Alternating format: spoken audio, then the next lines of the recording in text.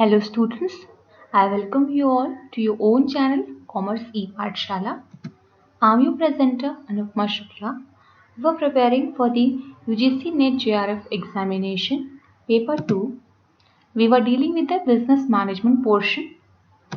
Yesterday we have read about the principles of the management. Today we will be dealing with some of the functions of the business management.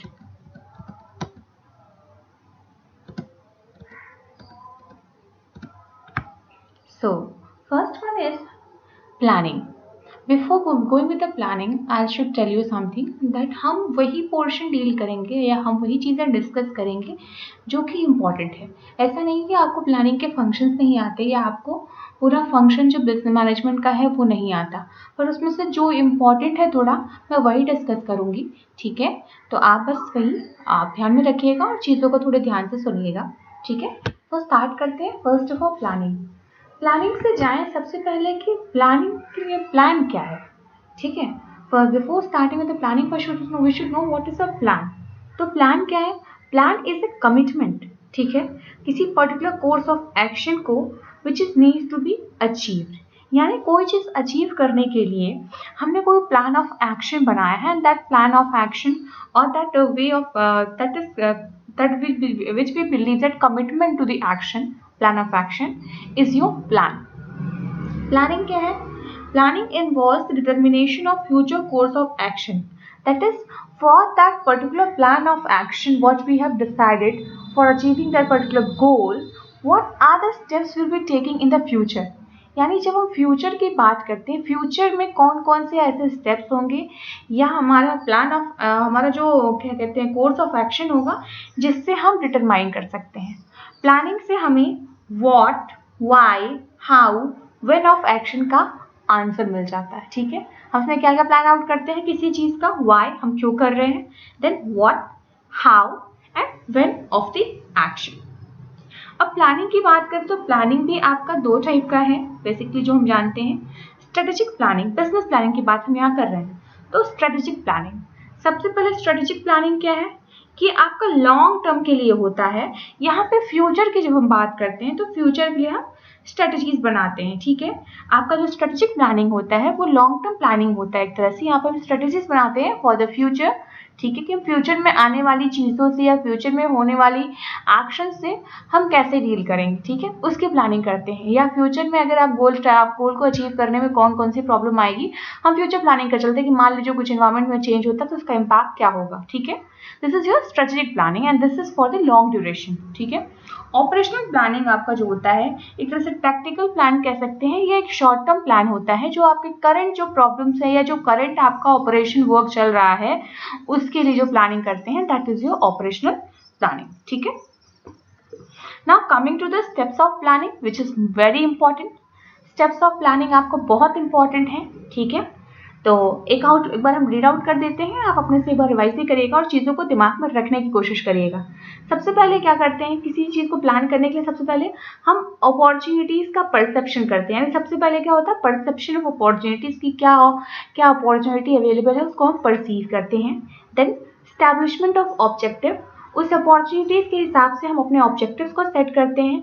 फिर हम planning premises तैयार करते हैं. Planning premises क्या होता है, condition under which the planning activities या assumptions जो आप कहते हैं उसको हम कह सकते हैं एक तरह से. तो पहले तो हमने परसेप्शन किया अपॉर्चुनिटीज का, फिर हमने एस्टैब्लिश किया ऑब्जेक्टिव्स को, फिर हमने प्लानिंग प्रेमाइसेस तैयार करी. ठीक है, उसके बाद फिर आपने आइडेंटिफिकेशन ऑफ अल्टरनेटिव्स. अब आपने असम्पशंस तो सेट कर लिया, अब आपने डिफरेंट अल्टरनेटिव्स को फाइंड आउट किया कि क्या अल्टरनेटिव्स अवेलेबल हैं. फिर इवैल्यूएशन ऑफ डिफरेंट अल्टरनेटिव्स, फिर चॉइस ऑफ अल्टरनेटिव प्लान, जो डिफरेंट अल्टरनेटिव्स आपके पास हैं, जो ऑप्शंस अवेलेबल हैं उसमें से आप जो बेस्ट प्लान होता है उसमें से आप एक चूज कर लेते हैं. फिर फॉर्मेशन ऑफ सपोर्टिंग प्लान, उस अल्टरनेटिव प्लान को सपोर्ट करने के लिए एक आप सपोर्टिव प्लान बनाते हैं. And finally the establishing the sequence of activity, lastly आप एक सीक्वेंस डिसाइड करते हैं कि आप कैसे करेंगे. ठीक है, तो ये आपका प्लानिंग का स्टेप्स हो गया. जो सिंपल स्टेप्स आपको पता होने चाहिए, एग्जामिनेशन में स्टेप्स बहुत आते हैं. आपके जितने भी मैनेजमेंट के फंक्शन उसमें ज़्यादातर आपके स्टेप्स ही पूछे जाते हैं. स्टेप्स ही होते हैं कि आप उसको सीक्वेंस में ऑर्गेनाइज करके स्टेप्स को बताइए.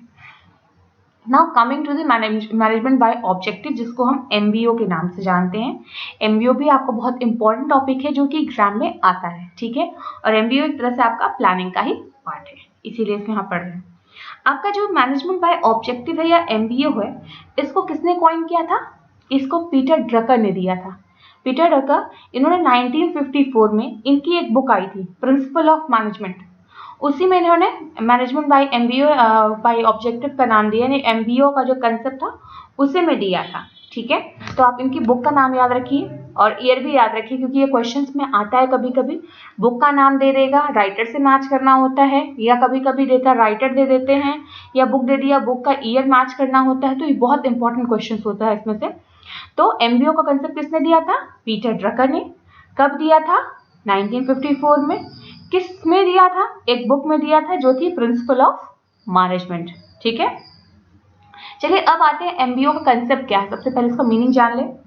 MBO is a comprehensive managerial system that integrates the many of the key managerial activities in a systematic manner, consciously directed towards the effective and efficient achievement of organization objective। समझ में आया? नहीं आया? MBO है क्या? Management by objective. यहाँ पे basically हम क्या करते हैं कि हम अपने काम को जो है, डिफरेंट एक्टिविटीज को सिस्टमैटिक वे में डायरेक्ट करते हैं, यानी जो डिफरेंट लोग उसमें इन्वॉल्व हैं उनको ऑब्जेक्टिव्स इतने क्लियर कर देते हैं कि वो उन ऑब्जेक्टिव्स को लेके चलते हैं, ताकि मतलब उनका मेन जो ऑब्जेक्टिव होता है या जो मेन उनका टारगेट होता है वो क्या होता है? इफेक्टिव और efficient achievement of the organisation का ऑब्जेक्टिव। तो यहाँ पे वो ड्रिवन लोग जो होते हैं, ड्रिवन बाय ऑब्जेक्टिव होते हैं, वो ऑब्जेक्टिव को दिमाग में रख करके पूरे टाइम फोकस्ड वर्क करते हैं, ठीक है। This is your management by objective, यानी सारी एक्टिविटीज जो होती है लोगों की, ऑर्गेनाइजेशन की, वो तो पूरी आपकी जो है वो ऑब्जेक्टिव बेस्ड होती है, ठीक है। अब हम प्रोसेस पे आते हैं, पहले ऑब्जेक्टिव्स पे आते हैं कि इसका ऑब्जेक्टिव क्या है। मैनेजमेंट बाय ऑब्जेक्टिव का ऑब्जेक्टिव है मार्केटिंग स्टैंडिंग, मार्केट या स्टैंड करना, ठीक है। इनोवेशन को प्रमोट करना, प्रोडक्टिविटी को बढ़ाना, इंडस्ट्रियल पॉलिसीज के लिए ये इंपॉर्टेंट है आपका मैनेजमेंट बाय ऑब्जेक्टिव। तो इसके ऑब्जेक्टिव क्या है? मार्केटिंग स्टैंडिंग, यानी मार्केट में स्टैंड करने के लिए, आपको पोजीशन स्ट्रॉन्ग करने के लिए, इनोवेशंस करना, प्रोडक्टिविटी को बढ़ाना और इंडस्ट्रियल पॉलिसी। अब हम आते हैं स्ट्रैटेजी क्या होती है, ठीक है। स्ट्रेटजी होता है आपका, आप जब जो है किसी चीज, अपने वर्क फोर्स को इस तरह से एक डायरेक्शन में मूव करते हैं या फोकस करते हैं जिससे आपका क्या हो, आपका टारगेट जो है वो अचीव हो जाए। तो सिंपल अगर डेफिनेशन हम बात करें स्ट्रेटजी क्या है, तो strategy is a cause of action which an organization tries to relate itself with the environment to develop certain advantage which helps in achieving the objectives।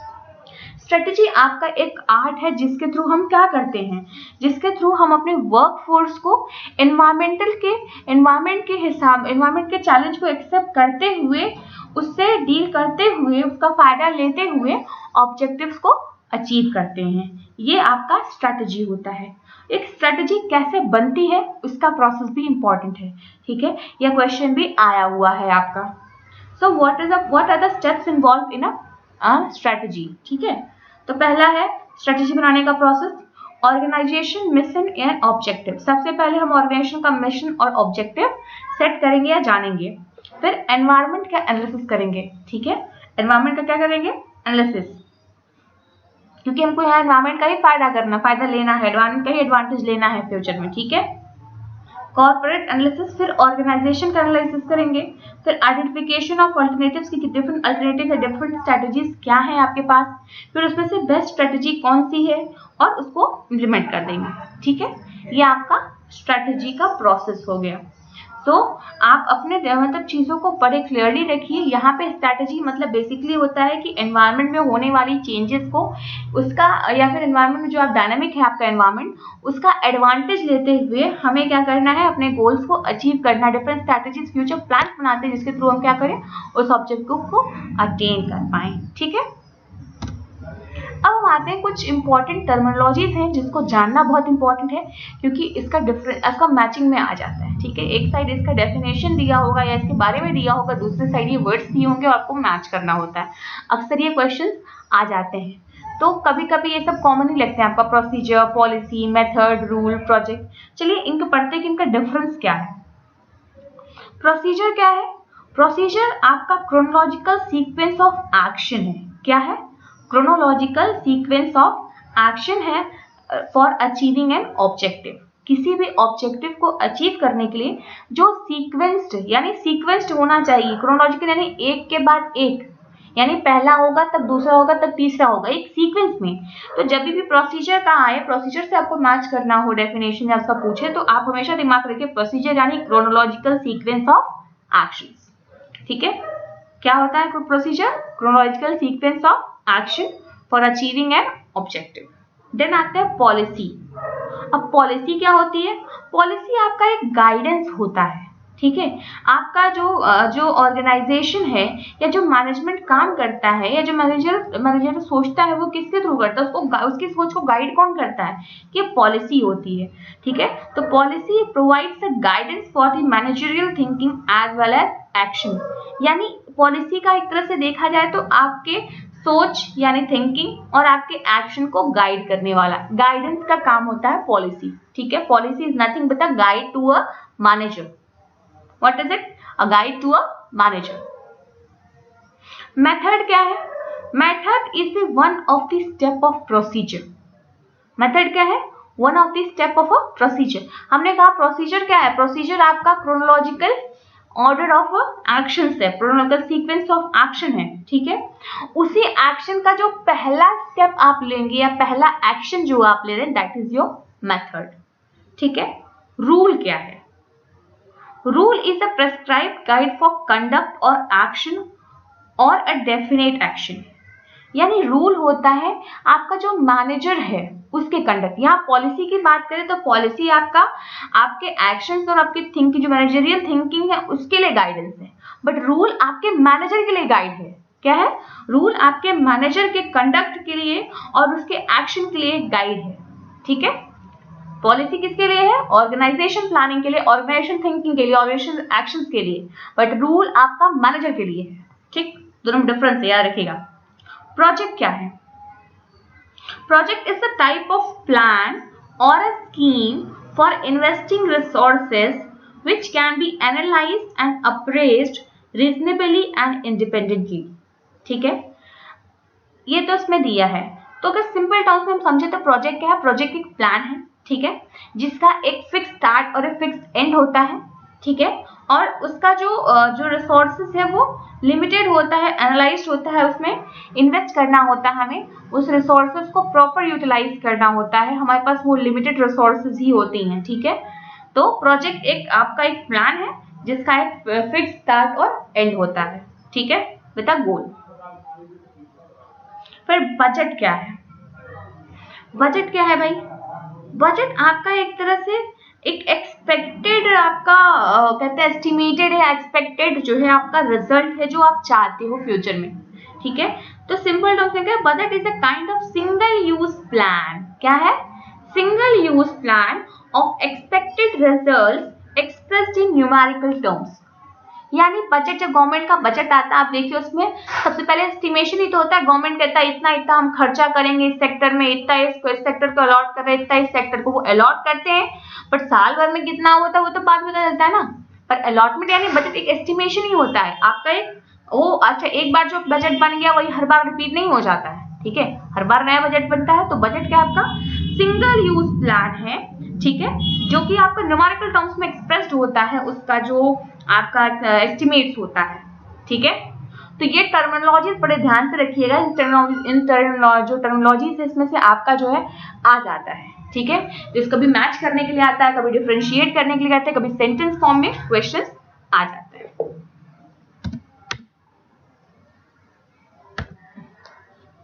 अब हम आते हैं डिसीजन मेकिंग प्रोसेस। ये भी बहुत इंपॉर्टेंट है प्लानिंग में ही आपका। जब देखिए तो आप थोड़ा सा डिसीजन का ही पोर्शन है। ठीक है, और जहां तक हम मैनेजमेंट की बात करें तो मैनेजमेंट जो आपका मेन, मैंने कहा सेंट्रल थीम था क्या मैनेजमेंट का? आपका गोल, ऑब्जेक्टिव और इसका मिशन, ठीक है, उसका अचीव करना। तो उसके लिए डिसीजन मेकिंग बहुत इंपॉर्टेंट होता है, ठीक है। डिसीजन मेकिंग में क्या क्या स्टेप्स होते हैं ये बहुत इंपॉर्टेंट हो जाता है, क्योंकि कभी कभी आ जाता है कि what are the steps of decision making process, उसको सीक्वेंस में बताइए। अब सीक्वेंस पता होगा तब तो बताएंगे, ठीक है। तो सबसे पहले हम सीक्वेंस जान लें। Specific objective of a problem, यानी एक प्रॉब्लम का पहले सबसे पहले प्रॉब्लम क्या है, स्पेसिफिक ऑब्जेक्टिव क्या है, ठीक है। सॉरी, मतलब सबसे पहले स्पेसिफिक ऑब्जेक्टिव्स क्या है हमारे ऑर्गेनाइजेशन के, वो प्रॉब्लम नहीं होगा वहाँ पे। सबसे पहले हम स्पेसिफिक ऑब्जेक्टिव्स जान लेंगे कि हमारा स्पेसिफिक ऑब्जेक्टिव क्या है, फिर उसमें प्रॉब्लम क्या आ रही है, ठीक है।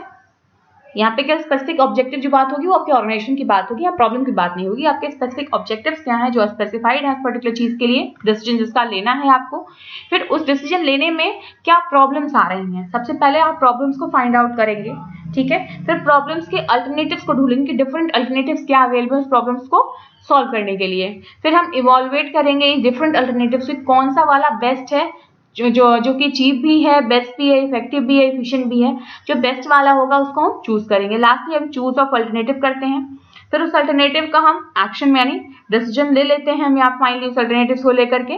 फिर लास्ट में हम रिजल्ट को देखते हैं कि हमारा रिजल्ट कैसा है, ठीक है। तो आपका ये डिसीजन मेकिंग प्रोसेस जो कि बहुत इंपॉर्टेंट है, सबसे पहले आप स्पेसिफिक ऑब्जेक्टिव देखते हैं, फिर प्रॉब्लम्स को फाइंड आउट करते हैं, फिर उस प्रॉब्लम्स का डिफरेंट अल्टरनेटिव फाइंड आउट करते हैं, सोल्यूशंस फाइंड आउट करते हैं। फिर आप क्या करते हैं, उन सॉल्यूशंस को आप या अल्टरनेटिव्स को इवैल्यूएट करते हैं, उसमें से जो बेस्ट होता है उसको चूज करते हैं, फिर उसका डिसीजन लेके आप एक्शन लेते हैं और फाइनली आप रिजल्ट देखते हैं। अब आपका आ गया जो बहुत इंपॉर्टेंट फंक्शन है स्टाफिंग का, ठीक है। आप बहुत लोग अवेयर भी हैं स्टाफिंग में, अभी हम इसको डिटेल में पढ़ेंगे रिक्रूटमेंट एंड सिलेक्शन में, एचआरएम में भी, ठीक है। वहां बहुत डिटेल से पढ़ेंगे, बट यहाँ पे थोड़ा सा हम इसको एक ब्रीफ गाइडेंस लेते हुए चलते हैं, ठीक है। तो स्टाफिंग की बात करें तो स्टाफिंग एक क्या है, एक प्रोसेस है of acquiring, developing, employing, appraising, remunerating and retaining people that are right type of the people are available at right position and at right time in an organization। यहाँ वर्ड थोड़ा बड़ा ध्यान से देखिएगा, ठीक है। एक बार मैं फिर से पढ़ती हूँ इस डेफिनेशन को, बड़े ध्यान से सुनिएगा कि staffing is a process of acquiring. What is the process of acquiring, यानी एक्वायर करना, डेवलपिंग, डेवलप करना यानी ट्रेनिंग, एम्प्लॉइंग, ठीक है, देन अप्रेजिंग, अप्रेजल भी है यहाँ पे, रिम्यूनरेटिंग यानी इंसेंटिव्स, एंड रिटेनिंग, ठीक है, and retaining the people that are right type of, यानी राइट टाइप का, जिस टाइप का जॉब हो उसी टाइप का इंसान हो, are available at right position, यानी जिस पोजीशन पे वो रिक्वायर्ड है सही पोजीशन में सही इंसान होना चाहिए, and at the right time, जिस समय पर रिक्वायर्ड है उस समय पर रिक्वायर्ड होना चाहिए। ये डेफिनेशन स्टाफिंग की बहुत ज़्यादा आपका जो एक कहते हैं एक एक्यूमुलेटेड डेफिनेशन है जो आपको स्टाफिंग का पूरा जस्ट दे रही है। इसमें क्या क्या है, एक्विजिशन है, डेवलपमेंट है, ट्रेनिंग है, ओरिएंटेशन है, अप्रेजल है, रेम्यूनरेशन है, उनका इंसेंटिव है, ठीक है। तो सारा कुछ इसमें है, और that two of right person, यानी पूल ऑफ पर्सन हो जो कि राइट टाइप का इंसान हो, यानी यहाँ पे जॉब एनालिसिस की बात हो जाएगी आपका, यानी right person at the right position, यानी जॉब एनालिसिस और जॉब डिस्क्रिप्शन और जॉब स्पेसिफिकेशन जो कि बहुत इंपॉर्टेंट है। चलिए अब हम बात कर लेते हैं इसी में जॉब एनालिसिस की भी। तो जॉब एनालिसिस क्या है, जॉब एनालिसिस आपका एक तरह से एनालिसिस ऑफ फैक्ट्स है जिसमें हम देखते हैं कि बेसिकली कंटेंट और characteristics of person required for the job, यानी किस टाइप का इंसान चाहिए और उसके क्या फीचर्स रिक्वायर्ड है बिजनेस का, इसका जो मैच होता है that is your job analysis. तो यहाँ पे जो match of jobs and the job holder, matching of your job with the job holder is job analysis. अब हम आते हैं प्रोसेस ऑफ जॉब एनालिसिस पे। तो प्रोसेस ऑफ जॉब एनालिसिस की बात करें, सबसे पहला क्या होता है, defining the use of job analysis. हमें जॉब एनालिसिस की रिक्वायरमेंट क्या है, ठीक है। फिर बताया कि हाँ रिक्वायरमेंट इस पर्टिकुलर इंसान के लिए, इस पर्टिकुलर पोजीशन के लिए चाहिए, इस टाइप पर्टिकुलर जॉब, इस पर्टिकुलर इंसान चाहिए। फिर इंफॉर्मेशन कलेक्टेड, क्या इंफॉर्मेशन मिली, फिर उस इंफॉर्मेशन के हिसाब से हम डिसाइड करते हैं कि जॉब डिस्क्रिप्शन क्या होगा, और जॉब स्पेसिफिकेशन होगा। क्या जॉब डिस्क्रिप्शन जो होता है वो आपका जॉब टाइटल टाइप का होता है, जिसमें आपका एक रिटन स्टेटमेंट होता है जिसमें उसका जो इंसान रिक्वायर्ड है, यानी जो डिस्क्रिप्शन होता है जॉब का कि किस जो इंसान होगा जो या फिर जिसका वहाँ पे जो जॉब है उसमें कौन कौन से उसको काम आने चाहिए, यानी उसका टास्क क्या होगा, उसकी ड्यूटीज क्या होंगी, उसकी रिस्पॉन्सिबिलिटीज क्या होंगी, उसका जॉब टाइटल क्या होगा। ठीक है, तो जॉब के बारे में जो जॉब डिस्क्राइब करे वो जॉब डिस्क्रिप्शन, और जब जो जॉब होल्डर की कैरेक्टरिस्टिक्स को डिफाइन करे that is your job specification. ठीक है, जॉब स्पेसिफिकेशन क्या होता है, आपका जॉब एनालिसिस में दो चीज होता है, जॉब डिस्क्रिप्शन और जॉब स्पेसिफिकेशन। जॉब डिस्क्रिप्शन आपके जॉब का जो रिस्पॉन्सिबिलिटी है, टास्क है, ड्यूटी है, उसके बारे में बताता है, और जॉब स्पेसिफिकेशन आपका जॉब होल्डर के बारे में बताता है कि उसकी कौन कौन सी कैरेक्टरिस्टिक्स होनी चाहिए एक पर्टिकुलर जॉब के लिए। ठीक है, तो ये बहुत इंपॉर्टेंट है। अभी हम इसको ब्रीफ डिस्कशन आगे फिर करेंगे जब हम अभी एचआरएम पढ़ेंगे तो। ठीक है, लेकिन जॉब डिस्क्रिप्शन, जॉब एनालिसिस और आपका जॉब स्पेसिफिकेशन बहुत इंपॉर्टेंट है। ठीक है, इसको दिमाग में आप रखिएगा, कंसेप्ट बड़े क्लियरली कि जॉब एनालिसिस में दो चीज आता है, जॉब डिस्क्रिप्शन और job specification. Job description job का डिस्क्रिप्शन होता है और जॉब स्पेसिफिकेशन जॉब होल्डर का डिस्क्रिप्शन होता है। ओके, ठीक है, फिर आते हैं सिलेक्शन प्रोसेस पे। सिलेक्शन प्रोसेस हमको पता है कि नेगेटिव प्रोसेस होता है। क्यों? क्योंकि यहाँ पे हम जो फिट होता है उसको एक्सेप्ट करते हैं और जो अनफिट होता है उसको रिजेक्ट करते हैं। ठीक है, तो सिलेक्शन प्रोसेस में सबसे इंपॉर्टेंट जो चीज है वो है इसका प्रोसेस। ठीक है, ये प्रोसेस यानी जो स्टेप्स होता है, ये स्टेप्स क्वेश्चन में अक्सर आता है, हर बार एक बार दो बार छोड़ करके रिपीट होता रहा है, सिलेक्शन का प्रोसेस कई बार आया है, तो ये स्टेप्स आपको याद होने चाहिए। ठीक है, स्टार्टिंग में सबसे पहले होता है आपका इनविटेशन ऑफ एप्लीकेशन ब्लैंक। आप सबसे पहले एप्लीकेशन अपने जॉब का जो प्रमोशन करते हैं उसके लिए एप्लीकेशंस मंगवाते हैं। फिर प्रिलिमिनरी स्क्रीनिंग ऑफ एप्लीकेशन, जो एप्लीकेशंस आपके पास आई हैं उनका क्या करते हैं, उनका प्रिलिमिनरी आप जो है स्क्रीनिंग करते हैं, एप्लीकेशन छांटते हैं कि आपके रिक्वायरमेंट के हिसाब से आया है कि नहीं। फिर वहां भी आप क्या होता है, जो आपके रिक्वायरमेंट के हिसाब से अप्लाई किया तो उसको आप रखते हैं और बाकियों को रिजेक्ट कर देते हैं। ठीक है, फिर आपका सिलेक्शन टेस्ट कंडक्ट किया जाता है, फिर इंटरव्यू होता है, फिर चेकिंग ऑफ रेफरेंसेस होता है, रेफरेंसेस आप चेक करते हैं, फिर आप फिजिकल एग्जामिनेशन करते हैं, फिर अप्रूवल ऑफ अपॉइंटमेंट अथॉरिटी होता है और लास्ट में इसका प्लेसमेंट हो जाता है। तो ये स्टेप्स बहुत इंपॉर्टेंट है, एक बार फिर से रिपीट करती हूँ। सबसे पहले invitation of application blank, second step क्या है, preliminary screening of application, third क्या है, सिलेक्शन टेस्ट, फोर्थ क्या है, इंटरव्यू, फिफ्थ क्या है, चेकिंग ऑफ रेफरेंसेस, सिक्स्थ क्या है, फिजिकल एग्जामिनेशन, नेक्स्ट क्या है, अप्रूवल ऑफ अथॉरिटी, लास्ट क्या है, प्लेसमेंट। ये स्टेप्स बहुत इंपॉर्टेंट है, प्लीज इसको दिमाग में रखिएगा, प्लीज इसको याद कर लीजिएगा, प्लीज इसको नोट कर लीजिएगा। ठीक है, फिर एक अच्छा टॉपिक एक हमेशा एक क्वेश्चन आता है जो आप पीजी लेवल में भी करते हैं तो भी आता है ये सब चीजें क्वेश्चंस में, कि हमेशा हम सिलेक्शन को नेगेटिव प्रोसेस क्यों कहते हैं। हम सिलेक्शन को नेगेटिव प्रोसेस इसलिए कहते हैं क्योंकि यहाँ एक एलिमिनेशन या रिजेक्शन प्रोसेस इन्वॉल्व होता है। यहाँ जो अनफिट कैंडिडेट होता है उसको हम एलिमिनेट या रिजेक्ट कर देते हैं, दैट्स व्हाई इसको नेगेटिव प्रोसेस कहा जाता है। ठीक है, तो ये हो गया आपका सिलेक्शन प्रोसेस जो कि बहुत इंपॉर्टेंट था। अब अगला जो इंपॉर्टेंट है इसमें वो कंट्रोलिंग है। ठीक है, कंट्रोलिंग क्या होता है, कंट्रोल आपका रेफर करता है कि डिफरेंट एक्टिविटीज जो आपकी रिजल्ट प्रोड्यूसिंग में लगी हुई हैं उसको आप कितना कंट्रोल या मॉनिटर कर पा रहे हैं। क्यों? क्योंकि आपको आउटकम भी तो चाहिए उन एक्टिविटीज से, इसीलिए तो बहुत इंपॉर्टेंट होता है कि आप जो एक्टिविटीज आपने जो प्लानिंग करी है उसमें पूरा पूरा कंट्रोल हो। आप सारा कुछ आप प्लानिंग कर रहे हैं, आप डायरेक्ट कर रहे हैं, आप ऑर्गेनाइज कर रहे हैं रिसोर्सेज को, आप कोऑर्डिनेट करने की कोशिश कर रहे हैं, तो लास्टली आपको कंट्रोल भी करना होगा कहीं ना कहीं आपका जो डेविएशन ना आ जाए, आपने जो प्लान की है उसके हिसाब से चीजें आए। So control refers to the task of ensuring that activities which are producing the results. Control in this sense is limited to the monitoring the outcome of the activities, reviewing the feedback, taking the corrective actions. यानी हमको सबसे पहले देखना होता है कि ये control करना होता है पहले चीजों को, फिर हम देखते रहते हैं कि कहीं वो डेविएशन तो नहीं आ रहा है, कहीं वो भाग तो नहीं रहा है, जो रिजल्टेंट हमने सोचा वैसा क्यों नहीं आ रहा है। अगर नहीं आ रहा है तो उसके लिए हम एक्शंस या स्टेप्स लेते हैं। ठीक है, और वो स्टेप्स के बाद हम अगेन फीडबैक लेते हैं, फिर लास्टली हम फिर अगेन करेक्टिव स्टेप्स लेते हैं और ये प्रोसेस चलता रहता है, ठीक है। तो अब कंट्रोलिंग के स्टेप्स क्या है, ये भी बहुत इंपॉर्टेंट है। सबसे पहले जान लेते हैं क्या क्या है।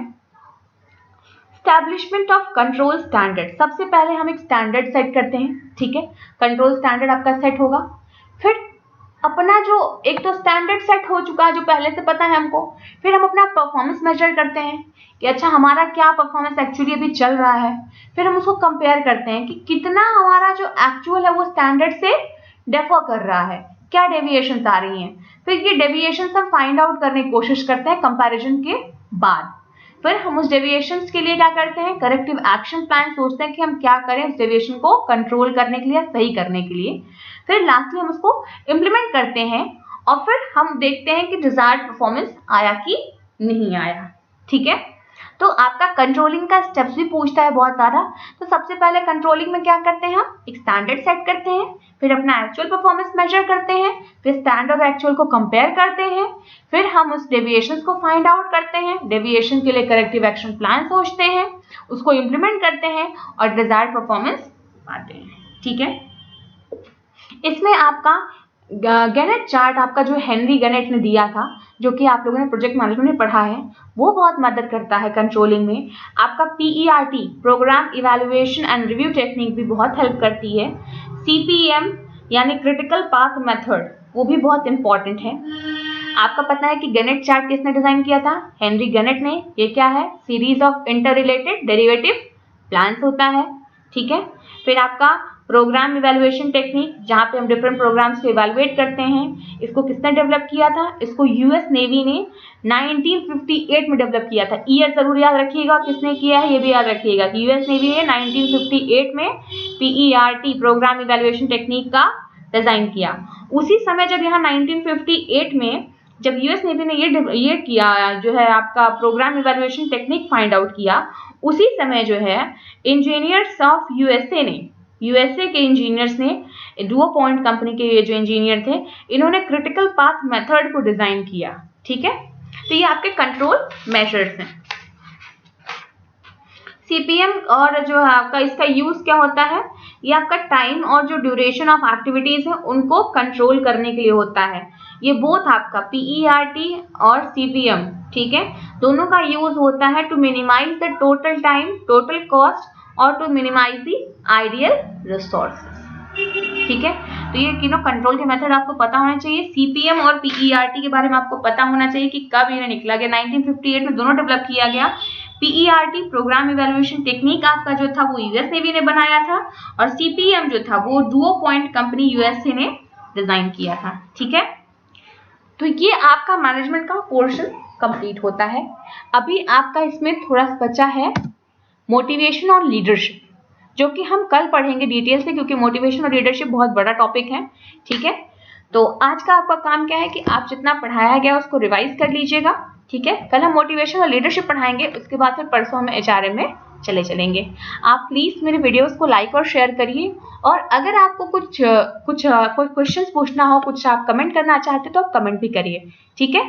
Please do give your feedback. Thank you.